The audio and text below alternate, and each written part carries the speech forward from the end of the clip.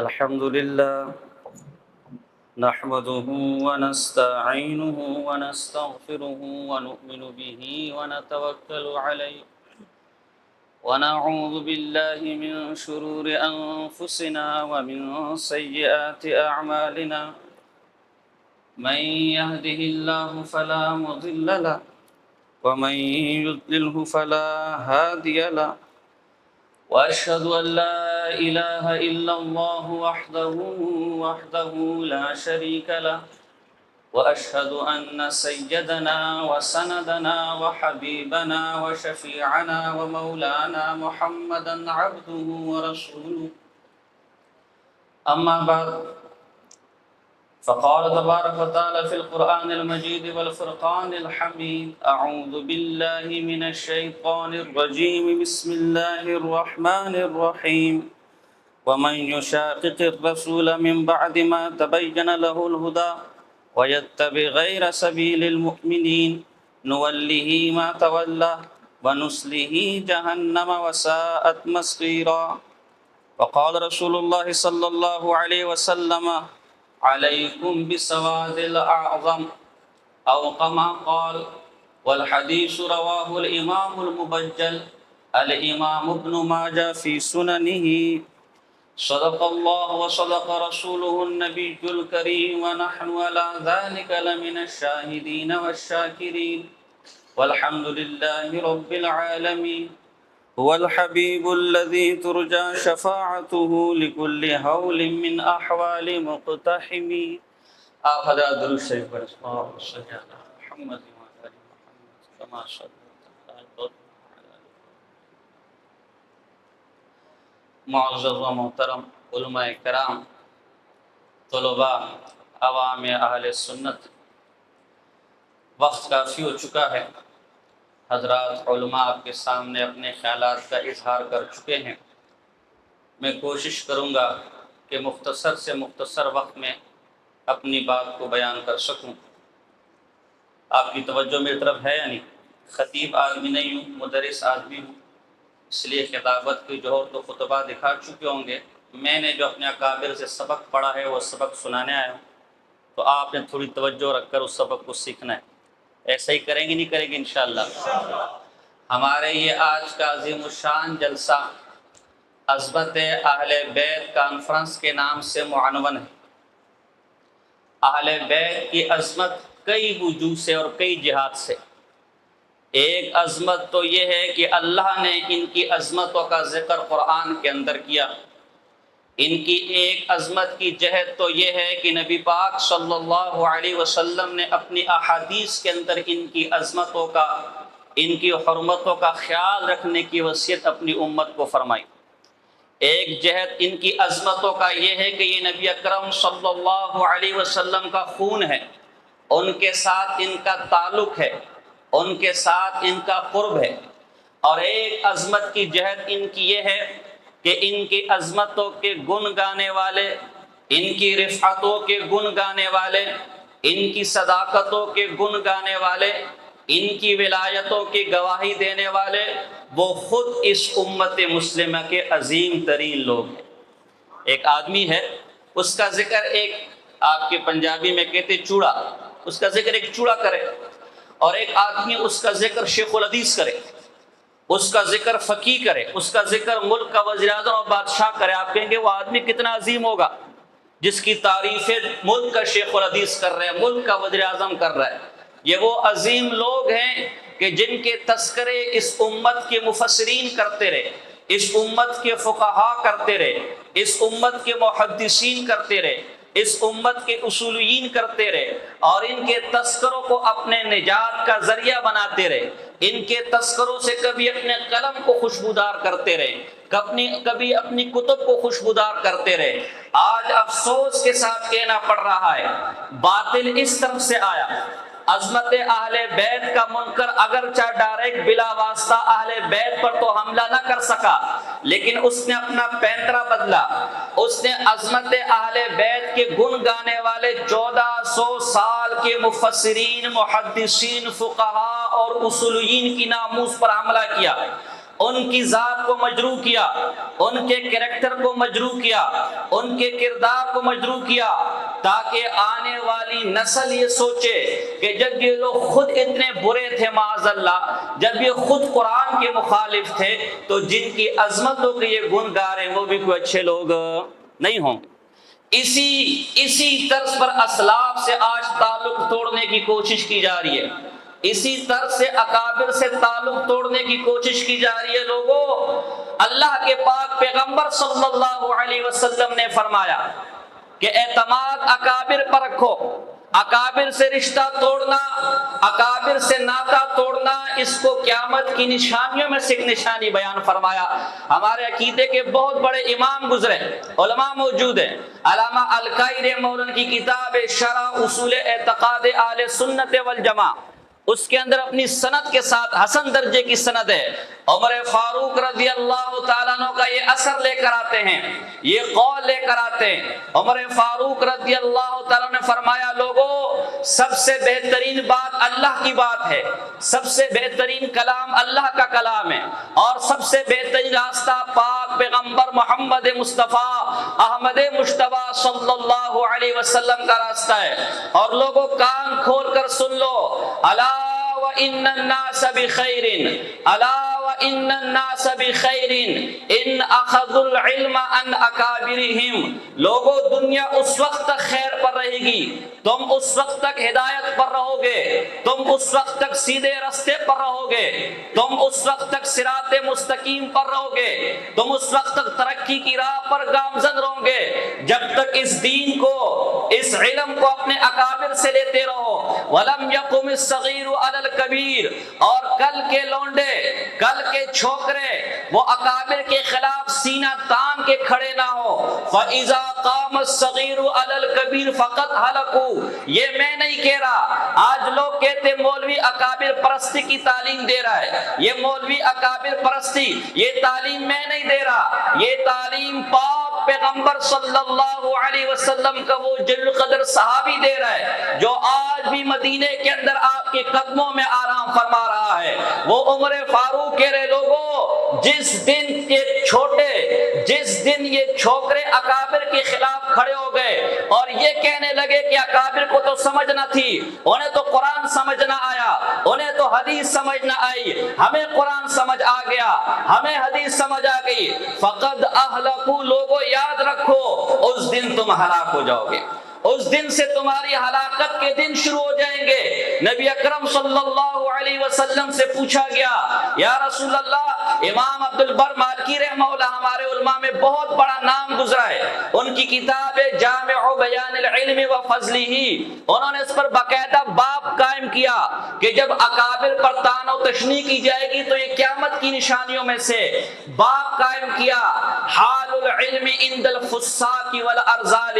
لوگوں دین کا حال اس وقت کیا ہوگا، علم کا حال اس وقت کیا ہوگا جب وہ فاسقوں اور ذلیل لوگوں کے پاس ہوگا۔ یہ فاسق اور ذلیل لوگ کون ہیں جو دین تمہارے سامنے پیش کریں گے؟ آگے نبی اکرم صلی اللہ علیہ وسلم کی حدیث پیش کی گئی، سئل رسول اللہ صلی اللہ علیہ وسلم عن اشراط الساعۃ،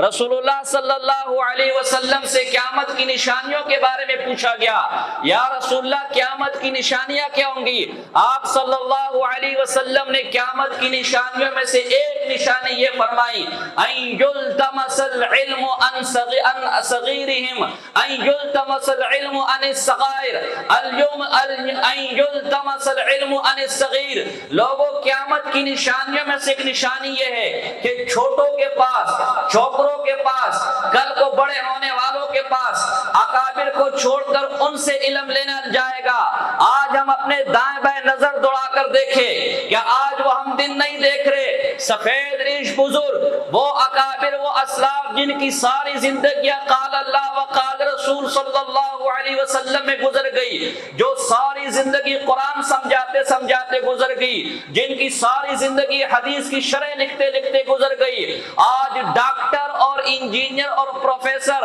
میڈیا پر کھڑے ہو کر کہتے ہیں وہ تو بابے تھے، ہم تو نہ بابے ہیں نہ وہابی ہیں، ہم کتابی ہیں، ان کو چھوڑو۔ یہ قیامت کی نشانیوں میں سے ایک نشانی بتائی گئی، یہ آپ کا رشتہ اکابر سے کیوں توڑ رہے ہیں، آپ کا ناتا اکابر سے کیوں توڑ رہے ہیں؟ یہ رشتہ اور ناتا اس لیے توڑا جا رہا ہے تاکہ یہ دین بازیچے اطفال بن جائے، تاکہ یہ دین بچوں کا کھیل بن جائے۔ آج ہمیں کہا جاتے تم دین کے ٹھیکیدار ہو، کیا یہ اکابر دین کے ٹھیکیدار ہے؟ سمجھو میری بات کو، یہ اکابر دین کے ٹھیکیدار نہیں، نہ ہم دین کے ٹھیکیدار ہیں، لیکن یہ ضرور کہتے ہیں کہ ہمارے یہ اکابر دین کے چوکیدار تھے۔ چوکیدار کے دو کام ہوتے ہیں، جو گھر کے اندر چیز موجود ہے کوئی چور اٹھا کر باہر لے جائے اس کی بھی اجازت نہیں دیتے، اور باہر سے کوئی چیز گھر کے اندر آئے اس کی بھی اجازت نہیں دیتے۔ میرے ان اکابر نے اس دین کے دروازے کی،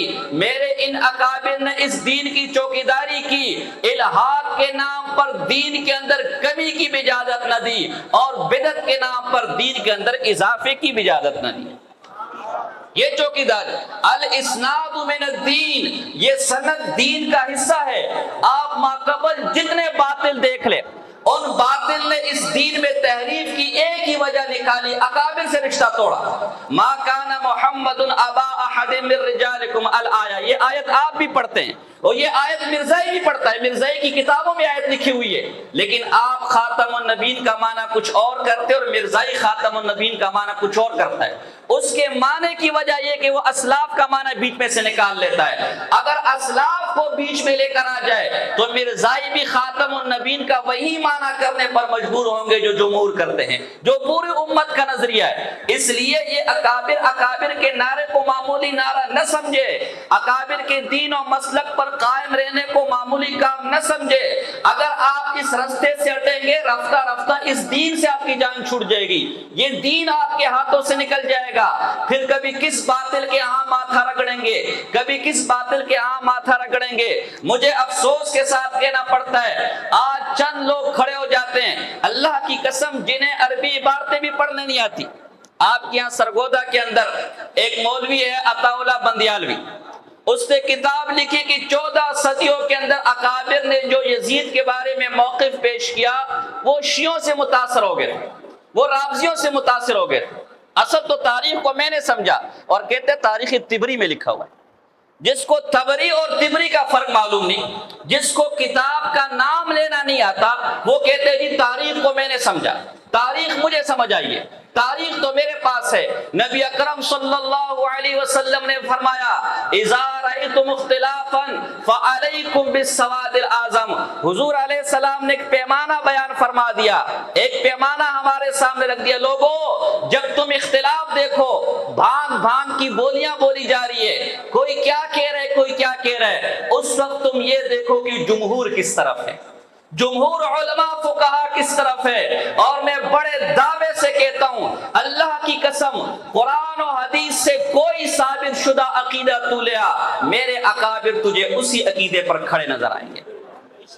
میں نے تحدیث بن نعمت کے طور پر کہتا ہوں، لوگوں کی باتوں میں مت آنا۔ میں نے دفاع اہل سنت والجماعت کے نام سے 3 جلدوں میں کتاب لکھی، اپنے اکابر پر 375 اعتراضات کے جوابات دیے الحمدللہ۔ ایک اعتراض آتا آپ کہہ دیتے چلو ایسے ہی ہوگا، دھوکا ہوگا، 2 آتا آپ کہتے دھوکا 3، لیکن یار 300 اعتراضات جس کے سامنے آئے، کسی ایک اعتراض پر تو ڈان باڈول ہو جاتا نا کہ یار یہاں واقعی میرا کابر پھسل گئے، یہاں واقعی میرا کابر غلط بول کے چلے گئے۔ اللہ کی قسم کھا کر کہتا ہوں جب 375ویں اعتراض کا جواب میں نے دیا، اپنے اکابر پر پہلے سے اعتماد زیادہ ہو گیا، اس لیے کہ میرے اکابر پر کوئی ایسا اعتراض نہ تھا جس کا جواب مجھے قرآن و سنت اور اسلاف سے نہ مل گیا۔ اگر میرے اکابر غلطی پر ہوتے، میرے آقا تو سب سے پہلے میں دھوکے میں پڑتا، جب میں نہ تو اس لیے آپ سے گزارش ہے کہ خدا را ان اکابر کی زندگیوں کو پڑھے، ان اکابر کی سیرت پر ڈٹے رہے۔ آج جیسے بھی مولانا صاحب نے کہا کہ آج مسئلہ یہ ہے کہ ہم نے اکابر کو پڑھا نہیں ہے، ہم نے ان کے علم کو پرکھا نہیں ہے، ہم نے ان کے علم کو دیکھا نہیں۔ اللہ کی قسم کھا کر کہتا ہوں اگر تم اپنے اکابر کو پڑھ لو تو کسی اور طرف نظر تمہاری جائے نہیں۔ تو میں اکابر کے سوا کسی اور پر اعتماد ہی نہ ہو۔ میں چند مثالیں آپ کو دیتا ہوں کہ میرا اکابر تھے کیا۔ اللہ اکبر۔ ہمارے بزرگوں میں ایک بزرگ ہے علامہ یوسف بنوری رحمہ اللہ، نام سنا ہے کہ نہیں سنا؟ آپ سب نے سنا ہوگا۔ علامہ بنوری رحمہ اللہ کی کتاب ہے معارف السنن، اس کے اندر حدیث کے ایک چھوٹا سا ٹکڑا ہے نماز کے بارے میں، تحریمها التکبیر و تحلیلها التسلیم، یہ چھوٹا سا ٹکڑا ہے۔ اس ٹکڑے کی حدیث کے ایک چھوٹے سے حصے کی وضاحت کرنے کے لیے وہ صفحات کے صفحات لکھتے چلے جا رہے لکھتے چلے جا رہے ہیں۔ 17-18 صفحات لکھنے کے بعد لکھتے ہیں الحمدللہ اس معمولی سے ٹکڑے کی وضاحت کے لیے اب تک حدیث، اصول حدیث، فقہ، اصول فقہ، قرآن اور سنت سمیت 24 کتابوں کا مطالعہ کر چکا ہوں، مزید تحقیق جاری ہے۔ ایک معمولی سے ٹکڑے کی وضاحت کے لیے 24 کتابوں کا مطالعہ کرتے۔ ہمارے اکابر میں سے ایک شخص گزرے شیخ موسیٰ روحانی بازی رحمہ اللہ، حدیث حجات کے لاہور کے، میں نے ان کی قریباً ہر کتابیں پڑھی ہیں۔ آپ ان کی کتابیں پڑھیں گے حیران ہوں گے اللہ نے کیسا علم دیا۔ میں اپنے اکابر میں کی علمی تحقیقات میں جن سے سب سے زیادہ متاثر ہوا ہوں ان میں ایک حجت الاسلام مولانا قاسم نانوتوی رحمہ اللہ ہے اور دوسرا شیخ موسیٰ روحانی بازی رحمہ اللہ۔ اللہ کی قسم اگر آپ نے پڑھا ہوگا تو میری بات کی قیمت کو جانتے ہوں گے۔ حضرت شیخ موسیٰ روحانی بازی ہماری درود شریف اللہم صلی علی محمد وعلی آل محمد، یہ توجہ میری طرف رکھیں، یہ درود شریف ہے، طلباء سمجھیں گے۔ اس کے اندر کاف تشبیہ کا آتا ہے تو مشبہ بھی جو مشبہ سے افضل ہوتا ہے، جیسے کسی کو کہا جائے بھی تو چاند کی طرح ہے تو ظاہر ہے کہ چاند میں روشنی زیادہ ہے نا، یہ مشبہ بھی ہو گیا اور مشبہ بندہ ہو گیا۔ یہاں نبی اکرم صلی اللہ علیہ وسلم پر درود پڑھنے کو تشبیہ دی جا رہی ہے ابراہیم علیہ السلام پر درود پڑھنے سے، تو مسئلہ اٹھا کہ ابراہیم علیہ السلام کو افضل ہونا چاہیے۔ اب علماء نے اس کی تحقیق شروع کی، حضرت مولانا قاسم نانوتوی رحمہ اللہ نے ایک جواب دے کر مسئلہ ختم کیا، امام رازی رحمہ اللہ نے 3 جوابات دے کر مسئلہ ختم کیا، اور جب شیخ موسیٰ روحانی بازی رحمہ اللہ لکھنے کے لیے بیٹھا تو لکھتے اس ایک اعتراض کے 97 جواب دے کر بیٹھ گیا۔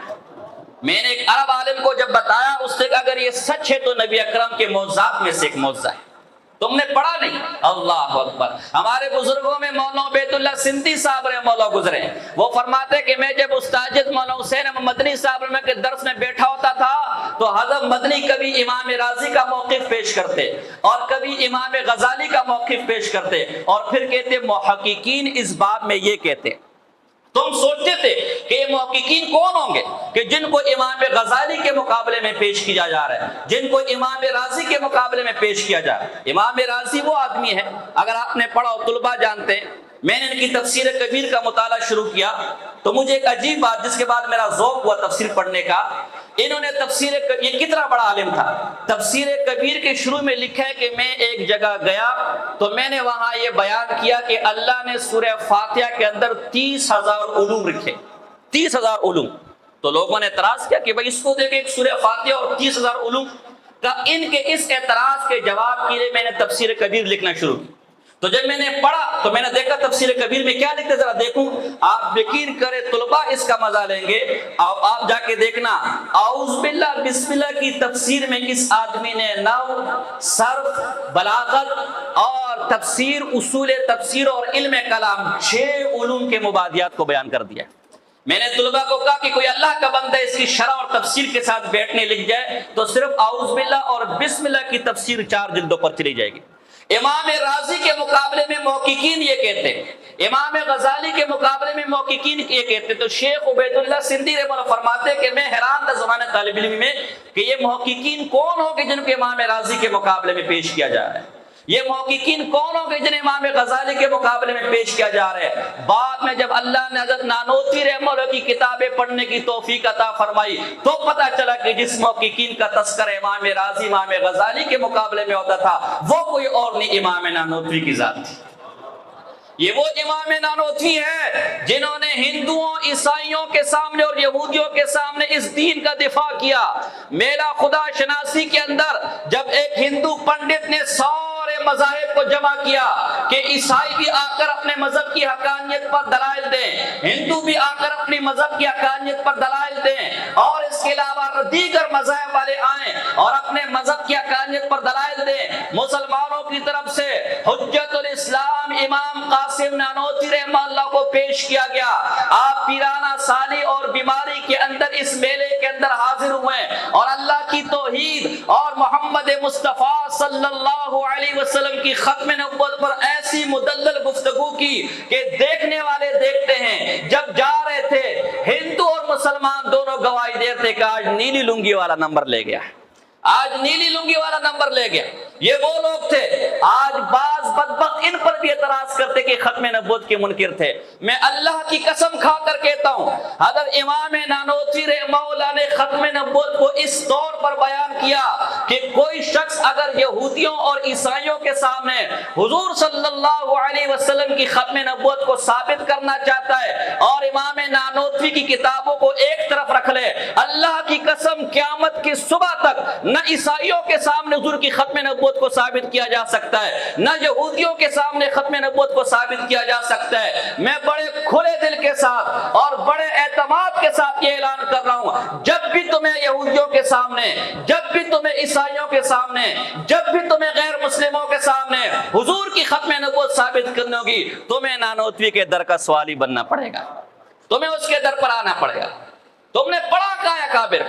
ایک علامہ انور شاہ کشمیری رحمہ اللہ، اللہ اکبر، یہ وہ شخصیت ہے بہاولپور کا مقدمہ مرزائیوں کے ساتھ جو چلا، اس میں مرزائی مناظر نے ایک کتاب پیش کی، فوات الرحمود کتاب ہے، یہ مسلم الثبوت کتاب ہے، طلباء سمجھیں گے ہماری فقہ کی کتاب ہے، اس کی شرح 3 جلدوں پر فوات الرحمود ہمارے قدیمی کتب خانے سے چھپ گئی ہے، اس زمانے میں نایاب تھی۔ تو مرزائی نے وہ کتاب پیش کی اور آدھی عبارت پیش کی، آدھی عبارت پر انگلی رکھ لی۔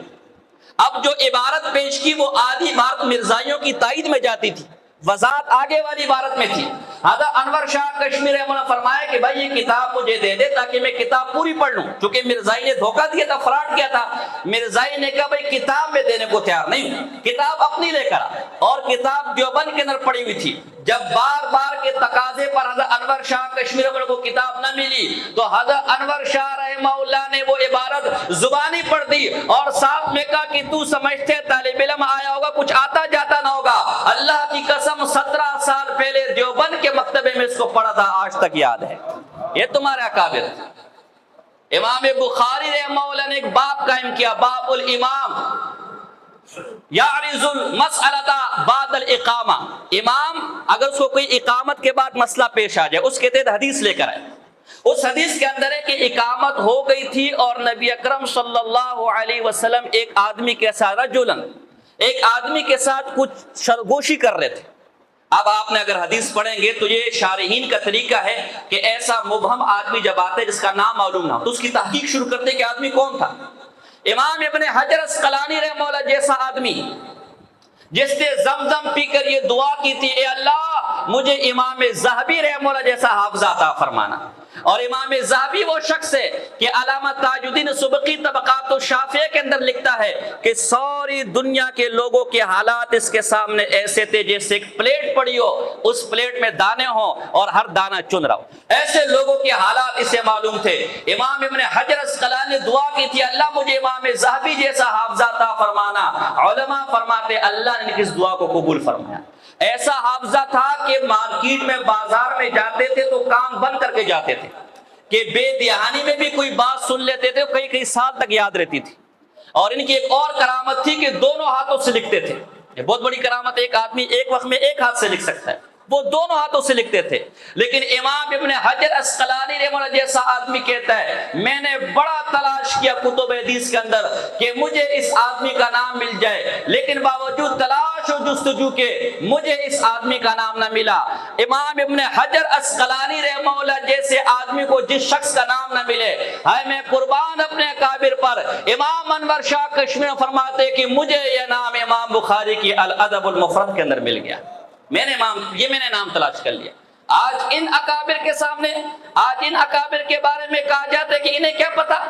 انہوں نے تاریخ پڑھی، جنہوں نے قرآن کے لیے زندگیاں وقف کر دی، جنہوں نے حدیث کی خدمت کے اندر زندگیاں وقف کر دی، جنہوں نے تفسیر کی خدمت کے اندر زندگیاں وقف کر دی۔ میرے اکابر تو وہ تھے کہ جنہوں نے جیل کے اندر بھی تحقیق کا کام نہ چھوڑا۔ ہے قربان شیخ الاسلام شیخ الہند محمود دیوبندی رحمہ اللہ کو جب مالٹا کی جیل میں بند کیا گیا،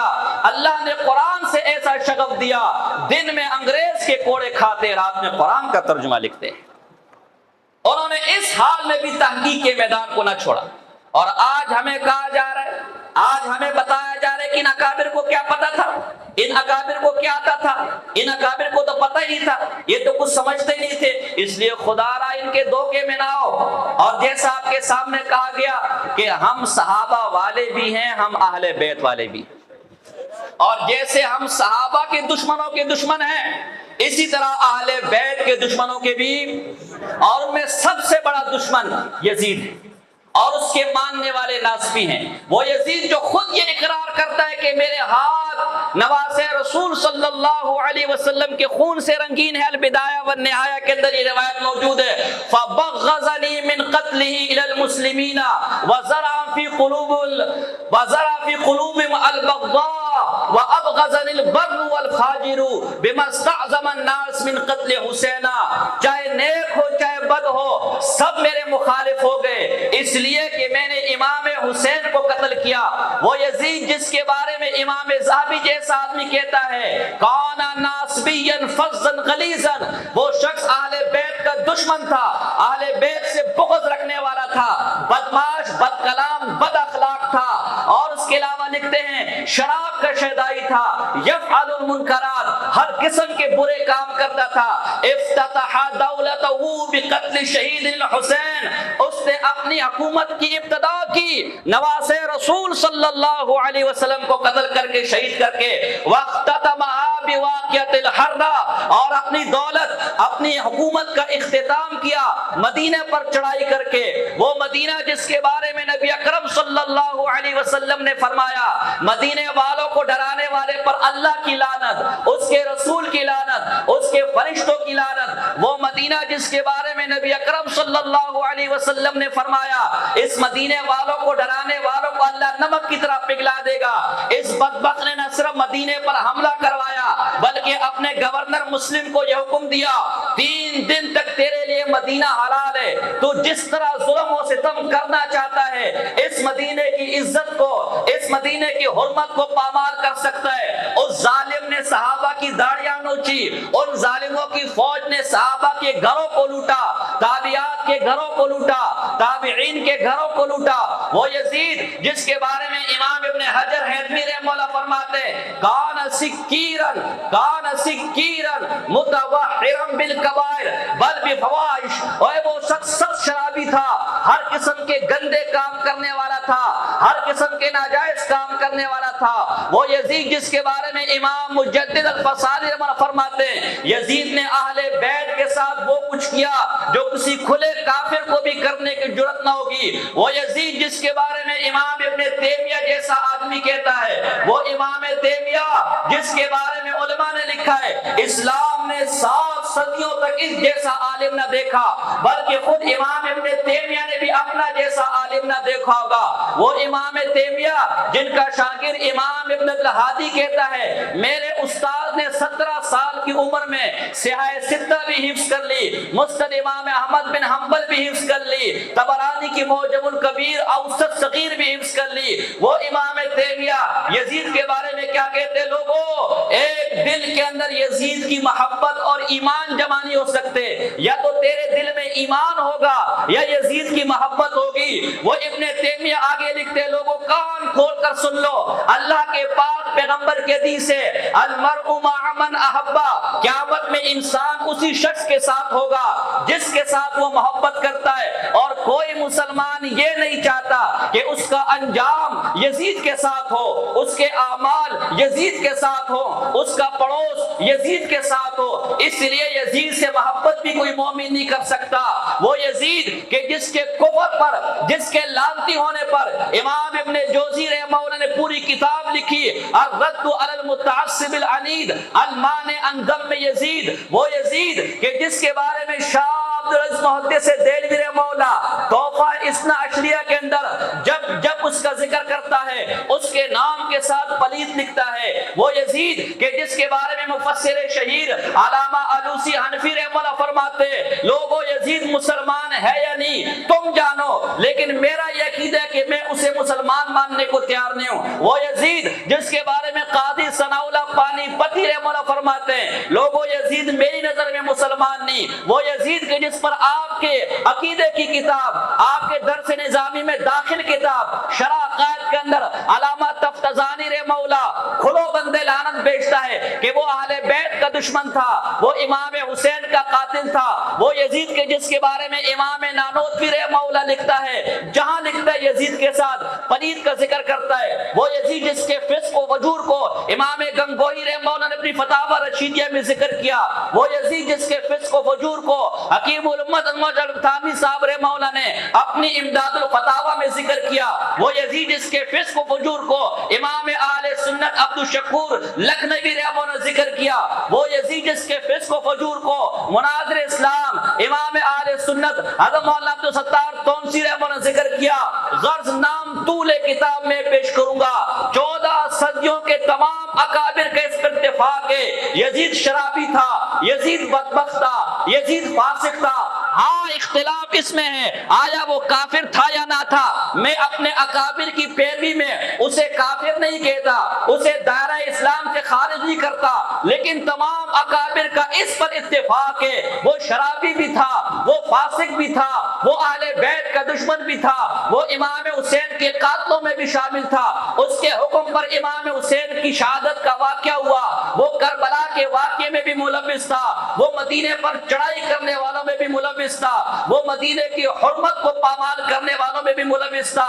وہ صحابہ میں سے عبداللہ ابن مطیع رضی اللہ تعالیٰ عنہ، عبداللہ ابن حنظلہ رضی اللہ تعالیٰ عنہ اور امام حسین رضی اللہ عنہ کی شہادت میں بھی ملوث تھا۔ ایسے کھلے فاسق فاجر کے بارے میں آج ہمیں کہا جا رہا ہے اسے اپنا بڑا مان لو، اسے اپنا بزرگ مان لو۔ یہ اکابر تو روافض کے دھوکے میں آ گئے، یہ اکابر تو رافضیوں کے چنگل میں آ گئے۔ ہے وہ امام ابن تیمیہ جس نے ساری زندگی روافض کے خلاف لکھا، وہ امام شاہ محدث دہلوی رحمہ اللہ جس نے ساری زندگی روافض کے خلاف لکھا، وہ امام نانوتوی رحمہ اللہ جنہوں نے ہندوؤں کے سامنے عیسائیوں کے سامنے دین حق کو ثابت کیا۔ افسوس کے ساتھ میں تجھ سے سوال کرتا ہوں، انہیں تو یزید کا مسئلہ سمجھ نہ آیا اور آج کے پروفیسر اور ڈاکٹر اور لونڈوں کو سمجھ آ گیا۔ تم مجھے بتاؤ کیا تمہیں اس بات پر اعتماد ہے؟ کیا تم اس پر یقین کرو گے؟ اس لیے آج یہ منظم سازش کی جا رہی ہے ہمیں اکابر سے۔ تو میں آپ سے پوچھتا ہوں اگر یہ اکابر اس بات میں رافضیوں کے دھوکے میں آ گئے، رافضین کو بیلا پسلا گئے، تو جو دین باقی ہمارے سامنے نقل کیا اس میں کیا اعتماد رہے گا؟ اس پہ اعتماد رہے گا؟ جیسے یہاں دھوکے میں آگے تو وہاں پر بھی تو دھوکے میں آگے ہوں گے۔ اور آج ان میں پیش حویلیہ کا پروفیسر طاہر علی ہاشمی جس نے یہ پوری کتاب، میرے سامنے کتابوں کے ڈھیر پڑے ہوئے ہیں، یہ پوری کتاب امام عبدالرزاق رحمہ اللہ، امام بخاری سے لے کر حضرت امام اوقاڑوی رحمہ اللہ، تمام اکابر کو آپ سمجھیں گے شاید یہ کتاب اس نے لکھی ہے کہ ان اکابر نے صحابہ کا بڑا دفاع کیا، ان اکابر نے صحابہ کی ناموس کا بڑا دفاع کیا۔ اس بدبخت نے پوری کتاب اس پہ لکھی ہے کہ امام بخاری سے لے کر امام اوقاڑوی تک، چاہے انور شاہ کشمیر رحمہ اللہ ہو، چاہے امام گنگوہی رحمہ اللہ ہو، چاہے امام اہل سنت عبد الشکور لکھنوی رحمہ اللہ ہو، چاہے امام نانوتوی ہو، چاہے مفتی کے فیض اللہ دہلوی صاحب ہو، یہ سارے کے سارے امیر معاویہ رضی اللہ عنہ کے گستاخ تھے۔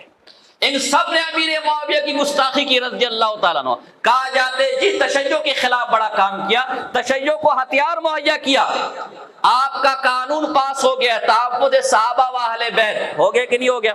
اب کل کو آپ کیس کرے کہ روافض نے صحابہ کی گستاخی کیے، امیر معاویہ کی گستاخی کیے، اور رافضی کل کو یہ کتاب اٹھا کر لے کر آ جائے کہ اگر میں نے گستاخی کی تو گستاخی تو تیرے بڑوں نے بھی کیے،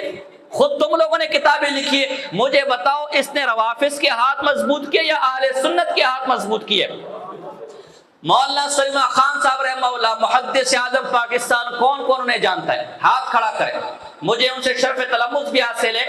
سند حدیث میرے پاس کی موجود ہے، ان کا نورانی چہرہ آج بھی میرے سامنے گھومتا ہے۔ 25 سال بخاری کا درس دیتے رہے، 25 سال، اور یہ بدبخت اپنی اس کتاب کے اندر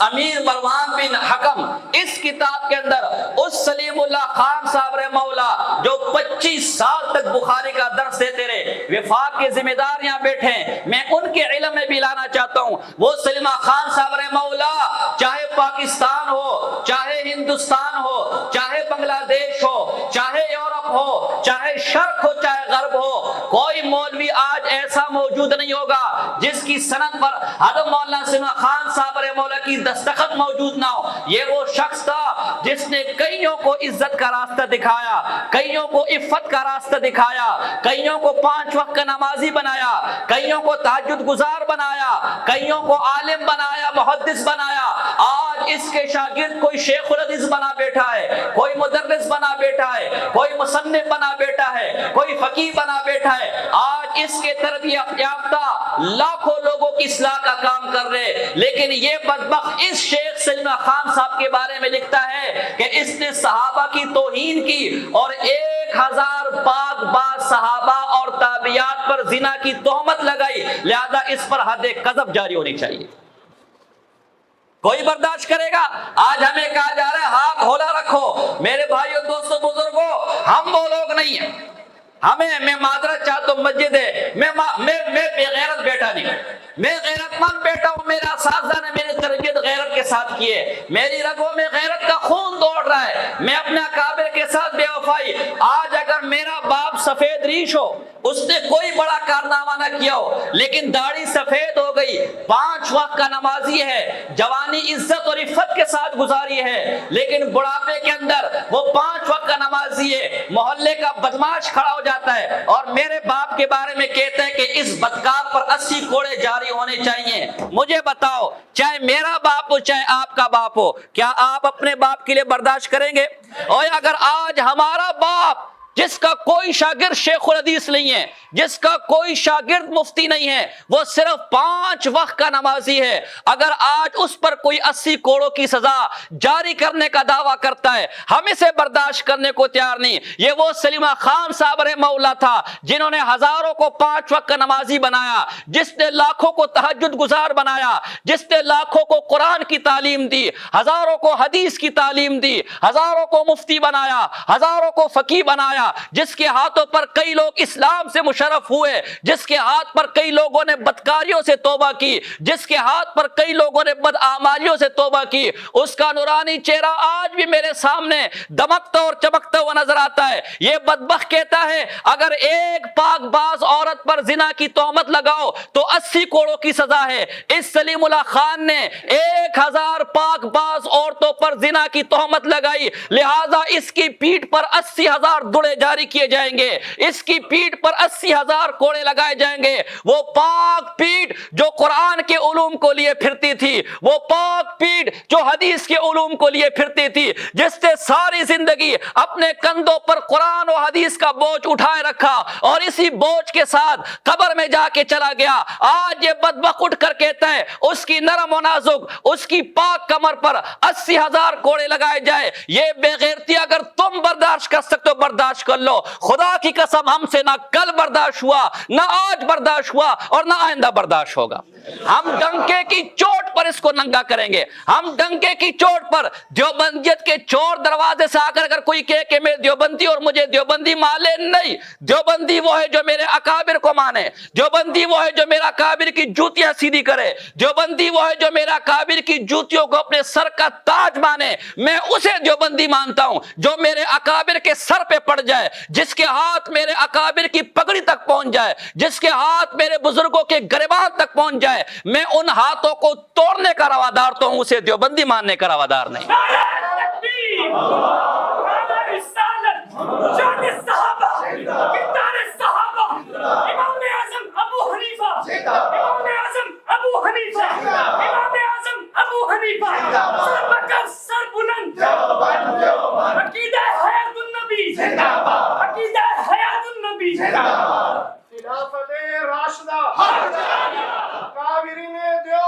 زندہ باد،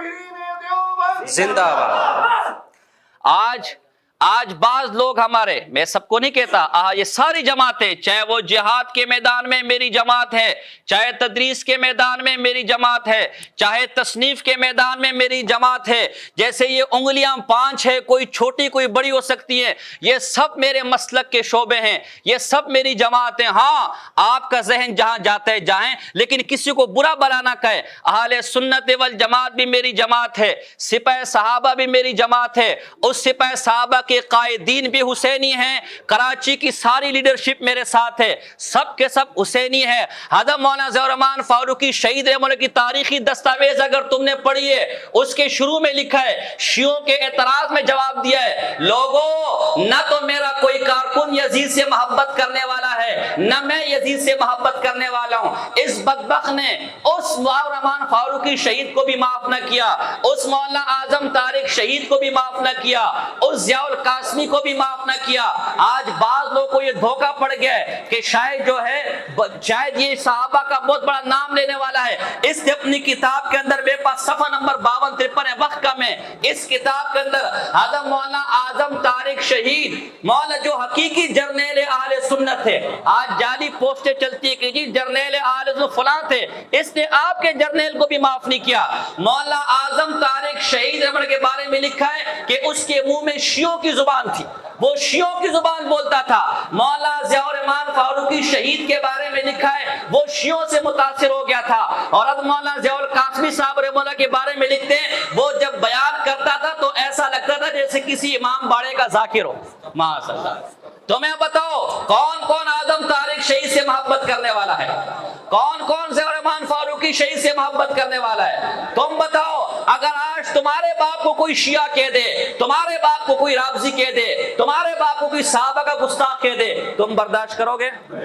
تم برداشت کرو گے؟ یہ مولانا اعظم طارق شہید کو گستاخ صحابہ کہہ رہا ہے، مولانا ضیاء الرحمن فاروقی شہید، اور جنہوں نے اپنے سینوں پر بم کے ٹکڑے کھائے، جنہوں نے اپنی سینوں پر گولیاں کھائی، وہ اعظم طارق شہید جس نے اپنے سینے پر 3 زخم سہے، وہ ضیاء الرحمن فاروقی شہید رحمہ اللہ جس نے اپنے سینے کو چھلنی تو کر دیا لیکن گستاخان صحابہ کے سامنے سر جھکانے کو تیار نہ ہوا، جس نے ساری زندگی صحابہ کے گن گائے، جس نے ساری زندگی صحابہ کی ناموس کے گن گائے، جس نے ساری زندگی اہل بیت کے گن گائے، جس نے ساری زندگی ناموس صحابہ کا ذکر کیا، اسے تو صحابہ کا مسئلہ سمجھ نہ آیا، اسے تو رافضیت کا مسئلہ سمجھ نہ آیا، اور آج کا یہ لونڈے اور پروفیسر کھڑے ہو کر ہمیں صحابہ کا مسئلہ سمجھاتے، ہمیں بتاتے کون سا، اور پھر بدبختی کی انتہا دیکھے، پھر بدبختی کی انتہا دیکھے۔ وہ کہتے ہیں نا ہماری زبان میں، اس حمام میں سب ننگے، وہ لوٹا چلا لوٹا، اس کو وہ جس میں آٹا چھنی، تو لوٹا چھنی کو تانا دے رہا تجھ میں سوراخ ہے، اور چھنی میں آپ 100-200 سوراخ ہے۔ اس بے ایمان نے پوری امت کو، معذرت چاہتا ہوں کوئی الفاظ سخت ہو، یہ میری زبان سے بے اختیار نکل رہے، عقیدت ہے، میں جو کچھ اس نے لکھا اگر آپ کو پتہ چل جائے، آپ کو زندہ ملا آپ سے جوتے مارنے لگ جائے۔ یہ تو ہماری پھر بھی شرافت ہے، اتنا کچھ سینے کے بعد، اتنا کچھ سننے کے بعد بھی ہم صرف دلیل کے میدان میں آپ سے بات کرنا چاہ رہے ہیں۔ یہ ان لوگوں کو کہہ رہا ہوں جو کہتے ہیں کہ حضرت سختی ہو گئی ہے، حضرت شدت ہو گئی، گزارا کرے، مجھ سے پوچھو نا اس نے کیا کچھ اپنی کتابوں میں لکھا ہے۔ ساری دنیا کو گستاخ بنانے کے بعد اس کتاب کے اندر لکھتا ہے حضرت علی رضی اللہ تعالی عنہ نے زبردستی خلافت پر قبضہ کیا، حضرت علی رضی اللہ تعالی کی خلافت باغیوں نے قائم کی، حضرت علی رضی اللہ عنہ کے زمانے میں مسلح پر قاتلان عثمان نے قبضہ کر لیا تھا، اور صحابہ قاتلان عثمان کے پیچھے نماز پڑھتے تھے۔ اس کتاب کے اندر لکھتا ہے امیر معاویہ مظلوم تھے، وہ ظلم کے خلاف نکلے تھے۔ مجھے بتاؤ اگر معاذ اللہ امیر معاویہ رضی اللہ تعالی ظلم کے خلاف نکلے تھے تو مد مقابل میں تو علی کھڑا تھا، کیا حضرت علی رضی اللہ تعالی ظالم تھے؟ کیا انہوں نے ظلم کیا؟ یہ بے ایمان کہتے کہ وہ ظالموں کے خلاف لکھے۔ یہ بے ایمان علی کے بارے میں لکھتا ہے جب علی قاتلان عثمان سے بدلہ نہیں لے سکتے تھے تو حکومت قائم کیوں کی، حکومت چھوڑ دیتے۔ حضرت علی کے بارے میں لکھتا ہے کہ وہ امیر معاویہ پر تو سختی کرتے تھے لیکن قاتلان عثمان کو اپنے پہلو میں بٹھاتے تھے۔ معاذ اللہ، یہ تہمت ہے جو یہ چند میں نے آپ کے سامنے جو اس بدبخت نے صحابہ پر لگائی، لہٰذا آپ کان کھول کر سن لیں۔ ہم نہ سبائی ہیں، ہم نہ ناسبی ہے، نہ ہمارا سبائیت سے کوئی لینا دینا ہے، نہ ہمارا ناسبیت سے کوئی لینا دینا ہے۔ ہم سچے سچے اہل سنت والجماعت ہیں۔ کون ہیں؟ ہم سچے و سچے اہل سنت والجماعت ہیں۔ صحابہ بھی ہمارے ہیں، اہل بیت بھی ہمارے ہیں۔ ہم صحابہ کی معمولی گستاخی کرنے کو بھی کفر سمجھتے ہیں، ہم صحابہ کی معمولی توہین کرنے کو بھی کفر سمجھتے ہیں۔ میرے اکابر نے اپنی کتابوں میں واضح کر کے لکھا ہوا ہے، اے بدبختو، تم ہمیں کہتے ہو جن جن کو اس بدبخت نے امیر معاویہ کا گستاخ لکھا ہے، اور سب نے اپنی کتابوں میں دو ٹھوک الفاظ میں حضرت امیر معاویہ کے بارے میں اپنا موقف لکھا ہے کہ لوگوں نے عمر بن عبدالعزیز رحمہ اللہ سے پوچھا تو افضل ہے یا امیر معاویہ افضل ہے؟ عمر بن عبدالعزیز نے آگے سے جواب دیا، اللہ کے بندے تو میرا مقابلہ امیر معاویہ سے کرتا ہے، کچھ خدا کا خوف کر، خدا کی قسم امیر معاویہ تو وہ شخصیت ہے، حضور علیہ السلام کی میت میں جہاد کے میدان میں نکلے، گھوڑے پر سوار ہوئے، گھوڑے کو عیر لگائی، وہ گھوڑا دوڑنے لگا، اس گھوڑے کے دوڑنے سے اس کے ٹاپوں کے نیچے سے دھول نکلی، وہ دھول اس گھوڑے کی ناک میں چلی گئی، عمر بن عبدالعزیز اس گھوڑے کی ناک میں گئی بھی دھول کے برابر بھی نہیں ہے، امیر معاویہ کے برابر کیسے ہو سکتا ہے؟ یہ ہمارا عقیدہ ہے۔ بہرحال حضرات بزرگان دین تشریف لے آ چکے ہیں۔ تکبیر، صحابہ، عظمت صحابہ، مقام صحابہ، دلکار صحابہ، شہدائے نموس صحابہ، شہدائے نموس صحابہ، عقیدہ حیات النبی، تاجدار ختم نبوت، دیکھیں تاجدار ختم نبوت، تاجدار ختم نبوت، خلافت راشدہ، خلافت راشدہ۔ میں بس آخری بات کہہ کے بات ختم کرتا ہوں، ہم صحابہ والے بھی ہیں اور اہل، ہم حسینی ہیں، یزید سے کوئی تعلق ہمارا، اور اتنی بات کہتا ہوں، اگر زیادہ محبت ہے، بہت زیادہ محبت ہے، اپنے بیٹے کا نام یزید رکھ لے، بس مسئلہ ختم ہو جائے گا۔ ہر آنے جانے والا او یزید دا پیو آ گیا، او یزید ابا آ گیا، اگر اتنا ہی وہ اچھا آدمی ہے۔ یہ ہماری کتاب ہے، حکیم الاسلام حضرت مولانا قاری طیب صاحب قاسمی رحمہ اللہ، دیوبند کے محتمم، ہمارے مسلمہ ترجمان، اس کے اوپر مولانا سالم قاسمی رحمہ اللہ کی تقریر ہے، اس میں وہ واضح کر کے لکھتے ہیں کہ اس کتاب میں جو کچھ لکھا گیا ہے وہی پوری جماعت دیوبند کا موقف ہے۔ یہ دارالعلوم دیوبند کے محتمم صاحب اس کو شائع کر رہے ہیں، پوری جماعت دیوبند کا موقف اسے کہا جا رہا ہے، اور آج تک دارالعلوم دیوبند نے اس کے خلاف کوئی فتویٰ جاری معلومہ کہ اس میں جو کچھ لکھا ہوگا وہی دیوبند کا موقف ہے، وہی دیوبند کا موقف ہے۔ اس سے ہٹ کر کسی نے کچھ لکھا، کسے باشد، وہ کتنا بڑا آدمی ہو، اس کی بزرگی اپنی جگہ،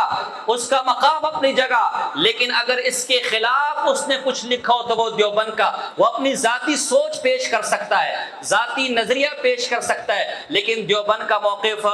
اور دیوبند کا موقف اس شہید کربلا اور یزید کے اندر حضرت طیب قاسمی صاحب رحمہ اللہ نے یہی لکھا ہے کہ ہماری تمام جماعت دیوبند کا یہی اتفاقی اور متفق علیہ موقف ہے۔ ہم یزید کو فاسق سمجھتے ہیں، ہم یزید کو گناہگار سمجھتے ہیں، امام حسین رضی اللہ تعالیٰ کے مقابلے میں ہم یزید کے ساتھ نہیں ہیں، ہم امام حسین کے ساتھ کھڑے ہیں، ہمارا پلڑا امام حسین کے ساتھ ہوگا، اور انشاءاللہ ہمارا نظریہ